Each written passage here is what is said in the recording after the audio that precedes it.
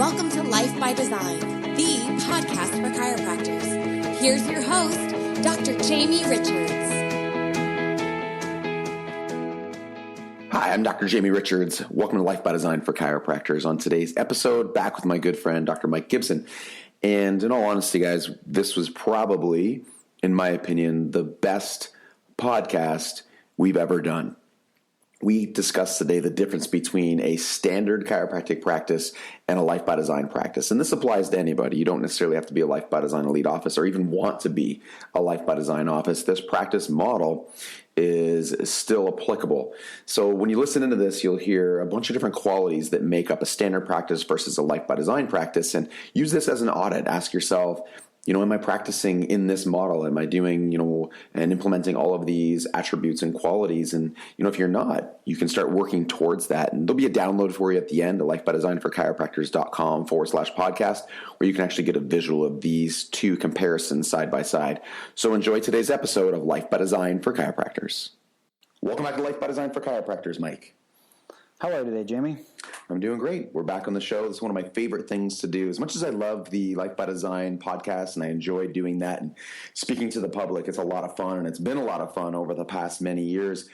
The new Life by Design for Chiropractors podcast, this is something that really, it scratches an itch for me. It's something that we've wanted to do for a long time, and it's something that allows us, every other week to sit down and roll out some of these concepts that we've been developing at Life by Design. The people who have joined in, who follow Life by Design, either as lead offices or, through other different tiers of our company, they've gotten exposure to all this stuff, and it's been really great. The feedback's been great, but I know a lot of the profession hasn't really heard us talk about a lot of these things. In fact, a lot of the profession probably doesn't know who we are. So, doing the podcast, I think, has been really, really wonderful in terms of getting some of these concepts out. And the concept we're going to talk about today is probably as core as any of the concepts, whether it's requirements and strategies, third paradigm, and all these different components that make up a third paradigm Life by Design practice. This is the difference between a standard chiropractic practice, so what the majority of chiropractors are doing. And this is not necessarily, I don't want people to take this as a knock, that's necessarily bad. It's just a different approach versus a Life by Design practice. Now, I think that the Life by Design practice is the way to go, and we'll make our case today as we go through and dig into some of this stuff. But, the first one, and probably one of the most key qualities of a Life by Design practice, is the difference between a new patient dominant practice and a retention dominant practice, Mike. And I know that for you, there's three specific things that you love about a retention based practice. Yeah, this is what really over the years has really driven me to create a more retention dominant practice. And the first one, and I'm sure anyone who's been in practice for any period of time can relate, is I just got to the point where, and part of it was because my marketing wasn't great, and that's part of having a new patient dominant practice, always wondering and having to work to see where the next new person is going to come from. But it became a real numbers game, as you just got to get a lot of new people to drive a practice like that, and that's stressful in and of itself. But I really just got to the point in practice where I was like, I don't want to deal with these people that just clearly it's not in their best interest to be here. This is not what they're looking for. And I got to the point where I was just like, enough is enough. I need to increase and improve my marketing to find more pre-qualified people. So by the time they got to my practice, we're on the same page. It's a win-win situation where this is exactly what they're looking for, and I can actually, deliver, the best value to them, and I can really enjoy that process. So that was one big part of it. The second big part of it was that I'm really big into efficiency, and so it would drive me nuts when I would spend all that time up front, when I would spend all those resources up front, whether it was marketing or even just taking new people through day one, day two, all the work my staff had to do to create new files for this new person who didn't stay very long. That drove me crazy. It was just like this, I felt like it was this big waste of time. And then that kind of just brings us into the third one is really about profitability and the bottom line, and having a business and a practice that was really tight and that was, had significant profit margins to it, and essentially that new patient dominant practice where you're constantly looking for those new people, that gets expensive for all the reasons I just outlined. And a retention based practice not only is more fun, you get to work with people whom you like, who actually want what you have, but also the expenses significantly drop, which again significantly increases the profit margin. One of the things that is an extension of the, people not being engaged in your process and having people who are less qualified coming in, which we'll talk about in one of the other qualities here, but is it really does affect your self-esteem. And I know a lot of doctors who listen into the show, they probably experience this where you can't figure out why you just feel like you're getting down and down and down and more frustrated, especially if you are having new people come into your practice. You've been told that, as long as you have lots of new people come into your practice, everything's going to be great and practice will be wonderful, it'll be profitable. And it's not necessarily the case. You're working your butt off, you're processing new people, and when they're not accepted into your practice, and not necessarily because you did anything particularly wrong, but because they're just not a good fit for your practice, it damages your self-esteem. It's something that just, it leaves you feeling worse about yourself. And I've been there and gone down that spiral, and it's a deep spiral sometimes. And it's only through developing self-esteem and becoming very clear and making clear agreements and all the things that lead to a retention-based practice that actually get you out of that. The other side of it is, like you said, it's profitability. It's just math, and we've done this before. This conversation we're having today is actually an extension of one of the presentations I did at LifeCon 15 last year, and we talked about the actual math, that if you're seeing, let's use an example of 15 new people a month, which isn't, off the chart crazy, especially when we hear people seeing 20, 30, 40, 50. Some people say they see 100 new people a month, which blows my mind. I'm not even sure how that is possible, let alone, if you do that for a few months, if you don't see 2,000 people a week, then something is drastically wrong with your practice. And you're spending a lot of money processing these people, as you alluded to earlier. But if you're seeing 15 new people a week and you're converting 12 of those new people into practice members and working through your corrective care stage in your practice, you should be growing at, somewhere around, as just an approximation, somewhere around 10 visits per week per month.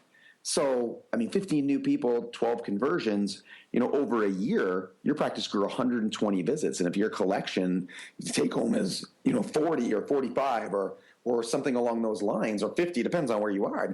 You're increasing revenues, in the many, many, many thousands. So when you think about it from that perspective, why would I want to have 30, 40, 50 new people when I could have 15 great new people and continue to grow to the point where, at some point, like in your practice right now, Mike, your other doctors do, but you don't even accept new people, correct? Only from referrals. So no, if there's someone who's coming from online marketing or from the location seeing our sign or whatever else, no, I just take referrals from my existing practice base. And that's not to say, Mike's bragging that I don't accept anybody in my practice. He went out and got more doctors. That's the point. You don't take people in your particular component of the practice, but you have other doctors who are part of your team, and you continue to bring new people into your community and so on. So it's not as if we're not suggesting you have new people.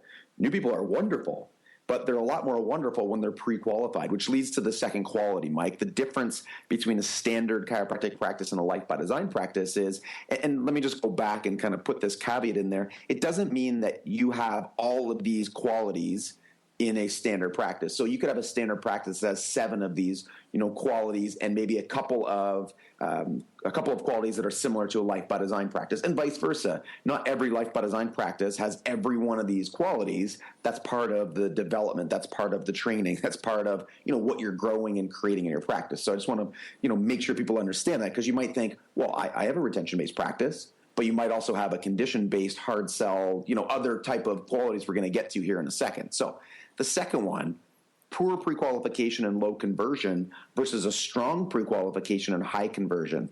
So Mike, you alluded to it earlier, but maybe just touch on, why it is so important that you spend the time, energy, and investment in marketing. I know you're passionate about this, to bring in pre-qualified people.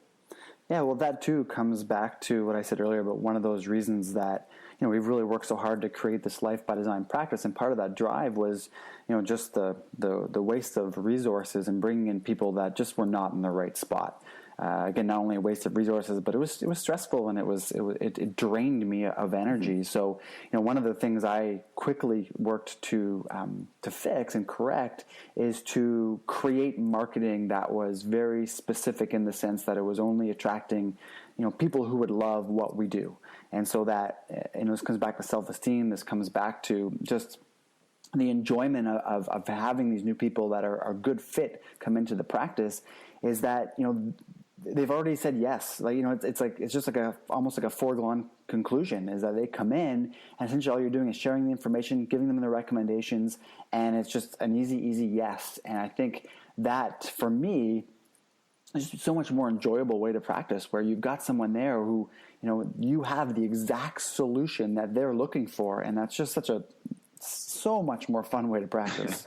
It is. It is really like night and day. And I've had both types of practices in my practice career, and now working with clients and seeing some of them come from this other style or standard practice where, they're bringing in 20 new people a month, and, we get them to start thinking in terms of them accepting the new people into the practice versus the new person accepting the recommendations. And, they go from, maybe having 20 new people and 15 of them, quote unquote, starting, which doesn't necessarily mean staying, to, when we switch them into this model of thinking differently, they maybe only accept 8 or 10 of these people. And they they say, well, this is crazy. I was getting 15 new people before, and I'm only getting 10. Well, part of the reason you're only getting 10 is because they're not pre-qualified, and you're wasting the other 5 anyway. They weren't staying. You were just putting time and energy into a person for 2 or 3 extra visits, which wasn't worth the time and energy you're putting in. So, practicing in this other model where they're coming in, they're ready, and you're kind of, really just checking off the boxes and working through that agreement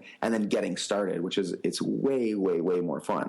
So the third quality of a standard practice versus a Life by Design practice, very passionate about this one as well, is condition correction versus subluxation correction. Had this conversation a lot in the past month with different clients, and I just bringing back the reverence to the adjustment, to the clinical aspect of chiropractic. You see a lot of people maybe subluxation based, and a lot of people listen to the show probably are subluxation based, and they say, hey, you know what, I do subluxation correction. But is the subluxation correction done as a component of getting a condition to change? And that's not to say we don't bring tons of people on with lots of different collateral conditions, but part of the repositioning that goes on in the pre-qualification day 1, day 2 is starting to get them focused on their spine, on their nervous system, and on the fact that in and of itself is its own problem. We'll have people say, how do you get people to come to your practice who don't have a problem? And without losing my mind, I have to remind them subluxation is the problem. That's the point. That doesn't mean they come to us with that in mind, but that's the bridge that we're walking over, and we're leading them there. And when you can position them to subluxation correction as the reason they're there, and yes, the byproduct is going to be improved function, an opportunity to heal from different conditions that maybe they have in their body. But without subluxation correction as the focus, then what ends up happening is if they don't have a condition that they know of, for example, that they don't feel anything at all, they still will invest in your service because you have objective tests and objective criteria to determine that their body isn't working. They're subluxated. And so the focus, guys, is on subluxation correction versus condition correction. Jamie, the one thing that stood out to me as you said that, is that's it. What you said as far as subluxation is the problem. That, I think, is our primary role. And if we can learn to communicate that and help our practice members, especially the new ones, new patients that are coming into our practice, to understand that. If you can do that, that is the key for them to build a retention-based practice and have them stay around for a long time. So I think that's one big takeaway for the listeners to take away today is, really, really work hard at communicating the fact that the subluxation is the problem that they need corrected. Oh man, Mike, it's literally, if you're looking for a panacea in your practice, if everyone wants the quick fix and the magic bullet, there isn't one. But if something was close, it would just be the repositioning of your practice as a subluxation correction practice away from a condition correction practice. It is, this is the one thing I really try to guide people towards. And when they do, it's almost like a light bulb goes off, especially in their practice members, because they just start to get it. And obviously there's a whole process behind that. And there's a lot of challenges that go along with that, but that's the end product that you want to get, which leads me to the next quality. And it really is, where people go wrong, I believe. So our current marketplace, I think it's more cynical than ever before. And I'll let you comment on this because I know you feel the same way. But, the old model in chiropractic, especially in the 80s and even the 90s, was this, actually even up to today, there's lots of different practice models that still promote this hard sell, this idea that, if people aren't crying in their second visit at the report that, they're not in the right state, that, they need to see subluxation as devastating as cancer. And, I'm all for subluxation being devastating to the physiology of the body. But at the same time, I'm all for not exercising being devastating to the physiology of the body. And to some chiropractors, they probably think that's blasphemy that I'd even put those in the same category. But I actually think that not exercising and being subluxated are much more closely related than subluxation and cancer. And, both not getting checked and being subluxated and not training properly or eating properly are going to lead to, in some cases, major physiological upset, which could lead to cancer and so on. But man, people just they've had enough of the hard sell. And, that might work in some different markets sometimes, but there's a lot of really, negative things that are going to be a byproduct of that. And if you're in a market where there's other chiropractors using the hard sell, trust me, you probably have half of their old practice in your practice. I know I do, and I know you do, and they're staying in my practice, so I didn't need to hard sell them. The opposite of that is a value-based sell. So, if you can sell them on the value of subluxation correction as it pertains to their health and their life, wow, not only do they engage in your process and they're excited to do so and they're very passionate and they become long-term retention, practice members and clients, and they're happy to pay you money and all these things that I'm getting excited about because it's such a great way to practice. It also takes the stress off you in terms of walking them through the process. Yeah, Jamie, I couldn't help but think, and this is, you were specifically talking about day 1, 2, and having people get started in your practice. I shared this story with you, I think, last week, and I think it fits perfectly here to kind of, take the hard sell one step back into your marketing. I was, about 2 weeks ago now, I sat down for lunch with one of my financial advisors. He owns a small to medium-sized firm here in the city, and we're having lunch, and at the end of it, he goes, Mike, I just got to ask you one thing. My staff brought in this chiropractor to do a lunch and learn. And my financial advisor, a big part of his business is chiropractors. That's his focus. And so he said, this is great. We have a chiropractor coming in. Always, he's a very avid chiropractic advocate. He comes to my practice regularly, never misses his checks. So he's like, this is great. I get to meet a new chiropractor. He's going to come, hopefully teach us some new things. And I'm going to get a chance to, talk to him about potentially using some of my services. So he's all excited about it. And anyway, he went on. I'll make the story short, but he went on to have this guy come in, and he was just appalled. He went through the typical hard sell, lunch and learn type thing that we've all heard. I know you guys all know what I'm talking about.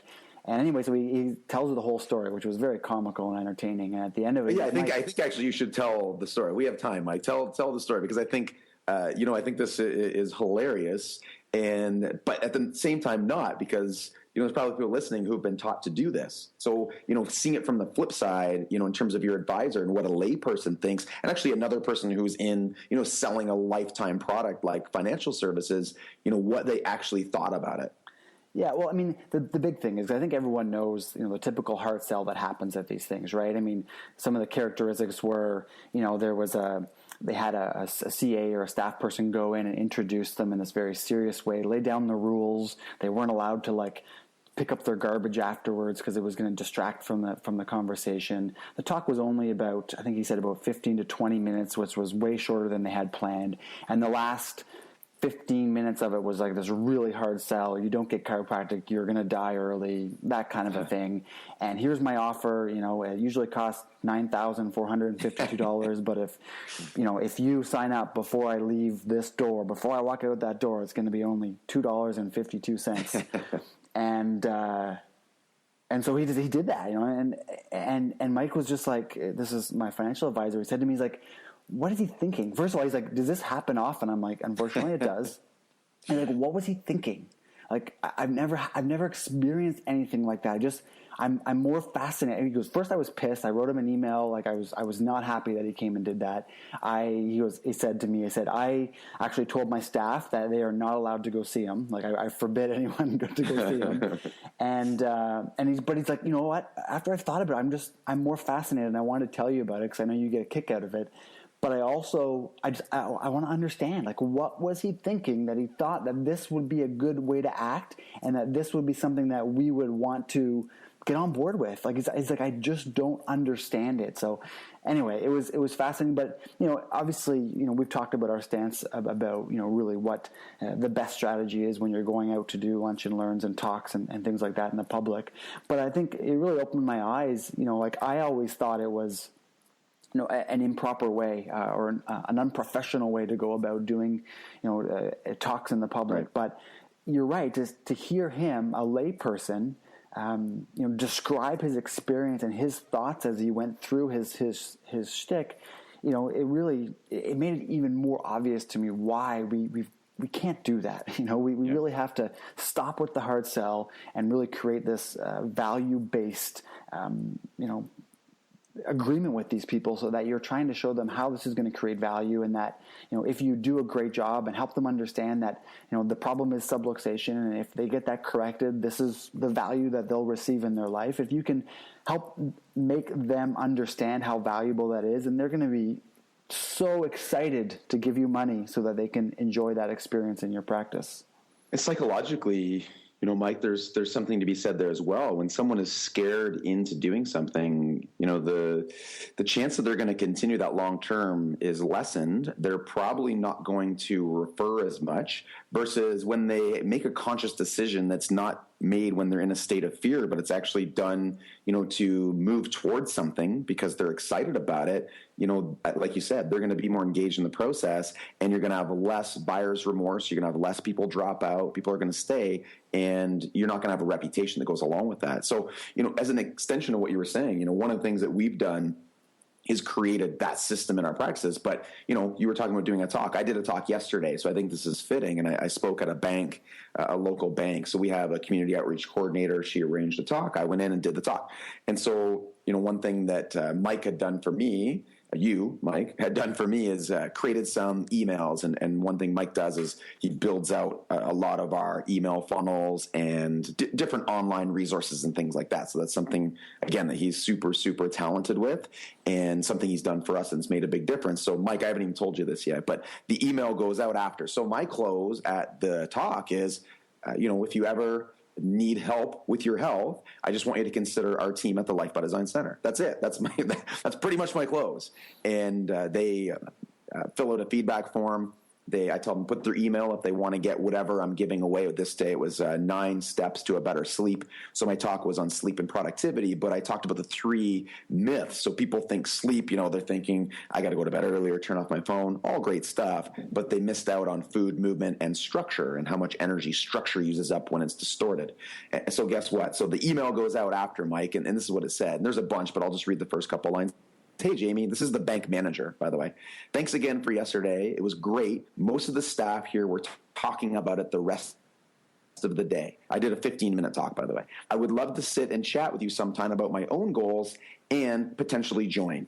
He's already scheduled for a consultation next week. I did the talk yesterday. The point is, I didn't have to hard sell them. You don't think this person is excited? He's contacting me saying, I want what you have. By the time he comes in, pays for his first visit examination, and then if we do determine he has a core problem with the spine and we go into corrective care, he's going to be more up to do that, stay, and tell other people. So, Michael, thank you. You're welcome. The next one, which leads from this, if you're doing hard sell and you are, really getting across this, if you're subluxated, you're going to die mentality, it really drives up the stress level when it comes to quote unquote a re-sign. Versus if you're delivering value-based, it's easy because you're just constantly delivering value. And by the time you get to the end of a period of care, in our office it would be corrective care, and we sit down, look at an examination, and make a new decision, it's very, very low stress. We have extremely high reacceptance rates in our practice, usually ranging anywhere from 85 to 92%, depending on, what's happened over the last few months and how many, cold or call type people that come in. But generally we're, around 90% of a re-agreement or new agreements. That's driven by the earlier stuff, right? A lot of people want to know how to have lower stress re-signs. It doesn't happen in the re-sign or the re-agreement. It happens earlier on. If you're getting better qualification, the focus on subluxation correction, and the delivery of value, then it's just the next logical step. I think that was one of the things at LifeCon 15 that I really took away in terms of me learning and taking away from, especially your talk about the the curriculum as one example. That there's dozens of different strategies to do that. Is for example, right. Implementing a strategy like that where you're constantly building their understanding along the way, so that when it comes to the re-sign, like you said, it's very low stress. It's a sure thing. It's just kind of like, okay, what is that going to look like versus am I going to do it or not, yes or no? So I think you're absolutely right in the fact that it's something that is built. It starts with your marketing. It goes through day one, right. Too. I mean, every part of your process and experience, you need to be thinking retention. What do I need to be doing today to make sure they have an amazing experience, they get great results, their education builds, so that the only logical choice is for them to re-sign for life. Everything matters. This is just a common theme, both in your practice, our practice, and hopefully in every Life by Design elite practice, every client that we have. We just reinforce that everything matters. I was I wouldn't say flipping out on my staff, but I was having this conversation with my staff this morning. I saw 3 or 4 paint chips around my office, and that to me is like unacceptable, right? The corners were chipped, and we have these really beautiful gray walls, and everything's really sharp, and they're chipped. And so I see these white marks. And I said, listen, those need to be fixed, because I'm losing my mind every time I walk in the door and I don't see anything except white paint chips on my gray walls. And again, that's more my OCD nature. But the point is, every single thing matters. So 3 more to go here, Mike. This is a bit of an extension from an earlier one, subluxation correction versus condition correction. But there's a couple highlighted points here I want to make. The dilution of neurospinal focus versus the centralization of neurospinal focus. And this is what I mean by this is that reverence about the clinical aspect of subluxation correction. So it's one thing to have subluxation correction as your focus. It's another thing to centralize every single thing around the love for taking care of somebody's spine and nervous system. And you know what I'm talking about. There's chiropractors that are literally geek out about the spine and nervous system. My people love that I'm a total geek about the spine and nervous system. That's why they come here. That's a big part of it, is I don't let the focus get diluted into other things. And that might sound odd given that we run a Life by Design practice. And I think this is one of the myths around a Life by Design practice, Mike, is people think because we run Eat, Move, and Think by Design that somehow we are running a purely lifestyle-based practice. We have CrossFit 613, I have the Underground Fit Club, there's other training facilities within the elite offices. But the point is, Eat, Move, and Think by Design are used to centralize a neurospinal focus versus dilute the neurospinal focus. The standard practice is highly diluted. There's, orthotics and 5,000 supplements and all these other things that are going on to take the emphasis away from subluxation correction for lots of reasons, whether it's self-esteem, the uncertainty of the importance of purely subluxation correction. We could go into that on another podcast. But man, when you start to bring back the reverence about checking and correcting and getting excited about that, wow, you'll see people's eyes light up, and they really will follow you and understand and comprehend what you're trying to teach and do in your practice. Yeah, I think, people are oftentimes surprised. They're like, well, how much time do you spend talking about nutrition in your practice? How or Eat by Design. And they're very surprised to hear that I actually have a rule in my practice that, I will give like a 1-sentence short answer to a question someone asks. Mm-hmm. But then my very next sentence is always, you know what, the workshop is coming up on May 4th. You really need to register. Right. Or listen, I have a great article. Let me send it to you. But I actually refuse to talk about anything other than the spine and nerve system when I'm in practice. And people are oftentimes really shocked. But like, don't you have a life by design practice? I do. But again, just like you said, Jamie, it's that we're using those things to amplify the results and the focus on the spine and nerve system, and specifically on the results. But also, those in my practice, probably the biggest value in them is actually using those other avenues as a way to bring people in and put the focus back on chiropractic and back on the spine and nerve system, because the reality is people don't care about chiropractic. They do care about eating better. That is something that they know they need. They know the benefits of it. They know what's going to change when they eat better. Same with exercise and even self-help stuff or thinking by design. And so those are things that they love. So those are great marketing tools to start conversations about things that people actually care about, and then it allows us to then turn the conversation back and really put the spotlight on chiropractic. So, Mike, this next one, I'm going to let you take. This is definitely in your wheelhouse, and it's the difference between insurance dependency and free market, and a free market model in practice. Now, I think depending on where you are and where you're listening to this, your thoughts about this are going to be different. And, I don't practice in the United States. I know that tends to be a different animal down there. But where we are, we pretty much run a free market model.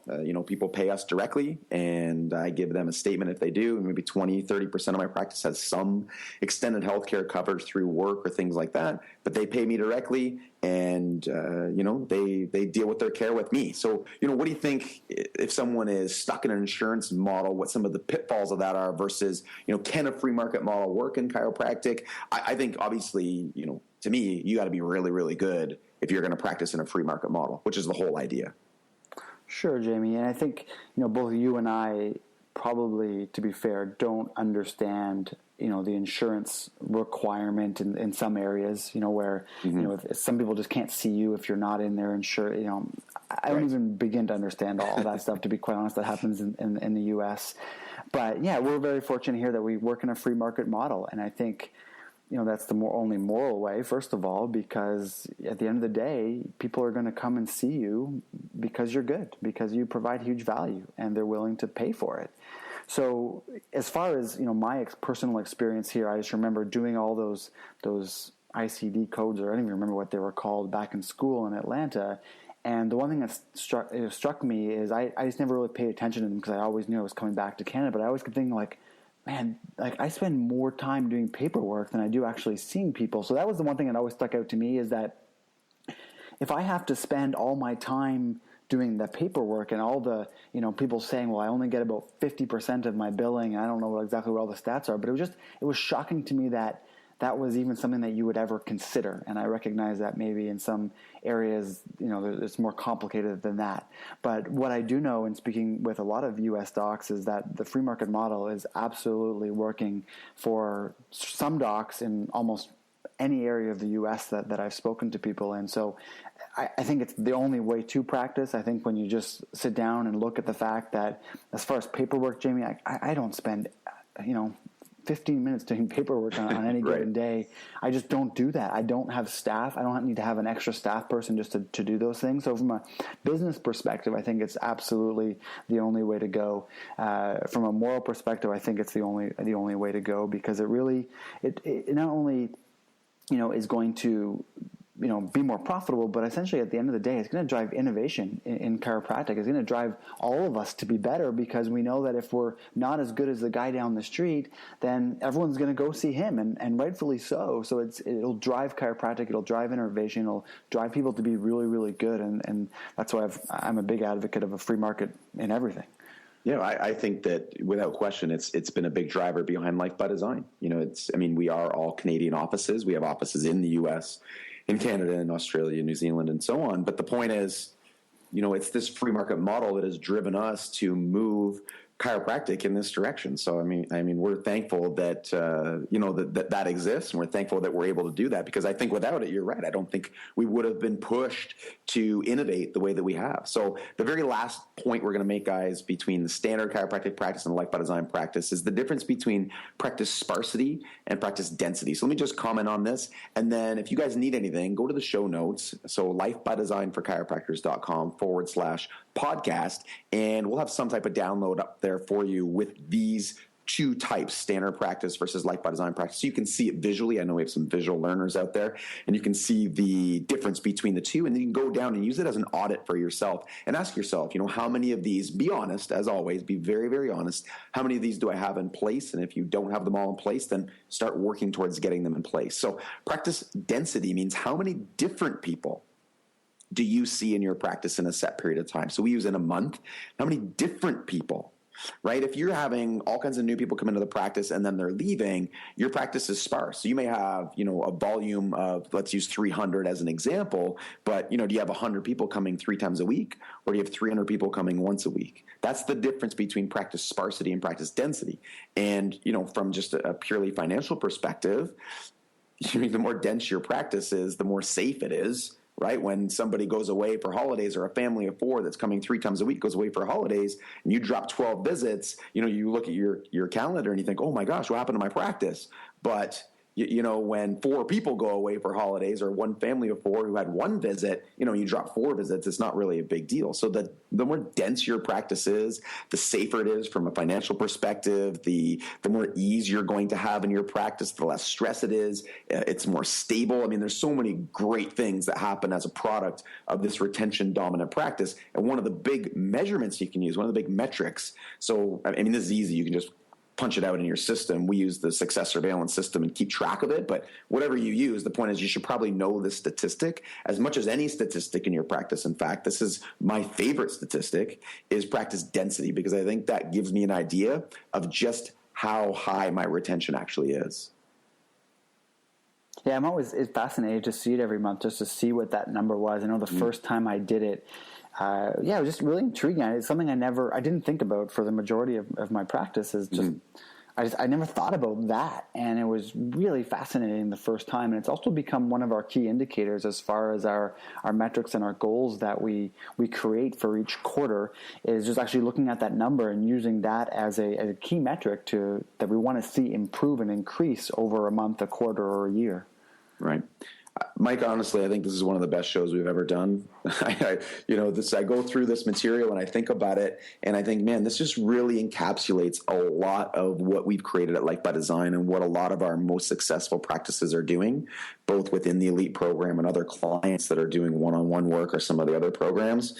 This really is it. So good job, Mike. This is, I think that at the end of the day, this is something that our company should be very, very proud of. And I look at this and I think to myself, if as many chiropractors as possible had, 90% of these in place, this profession would be in a much better position than it is today. You can, when we start speaking with people and consulting with other chiropractors, if I made a list of all the concerns and things that stress them about their practice, they would all fall into one of these categories, right? If you just focused on, building the type of practice we've just described for you, all those things would go away. You got it. Thank you guys for listening to Life by Design for Chiropractors, the voice of reason in chiropractic.